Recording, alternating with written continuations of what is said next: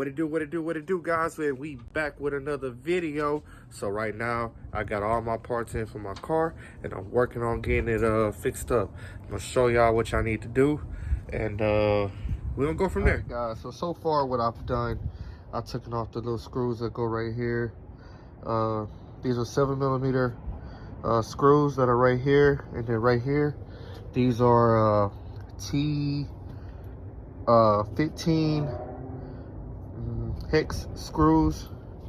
Y'all see I got one right there, but just knows that this shit is fixed, but the rest, I mean, not fixed but broke. But once I put this new bar in, they'll bring that back out. I'm not too much worried about that. I got a new hinge, like I said, I got the new grill and the new radiator tie-in bar as well. That'll line all that back out, and we're gonna go from there. I took all my screws out right here. So basically what I'm doing is I'm getting ready to take the bumper off so we can get the grill off and take out this upper radiator tie-in bar, and we're gonna go from there. So I'll catch y'all here, guys. So this is where I'm at. I got the bumper off. I got it basically just hanging, and right now I'm taking off the upper radiator support. Do not mind the bent brackets.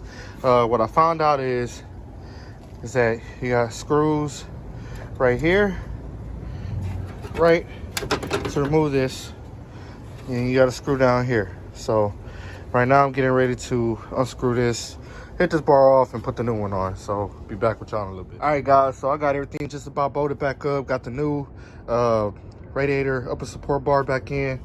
Got the brand new hood latch in. I'm just bolting everything back up. The last thing to do is the grill. I was gonna make a video on how to do this, but as y'all can see, man, it's dark.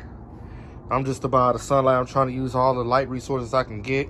So let's get this grill off and get the new one on, and we'll see how everything turns out, guys.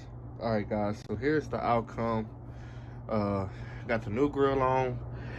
The front emblem is supposed to light up.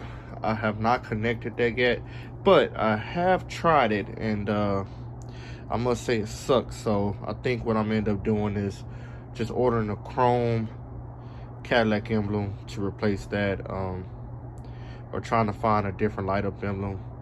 I might just go with the chrome for now until I can do some more research and get my money back for this one. But everything's put back together.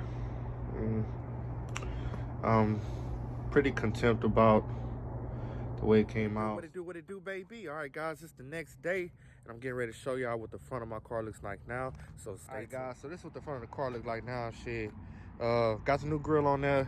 I did take that emblem off. It just wasn't bright enough for me, so I ended up ordering a chrome one, and that should make this pop a little bit more.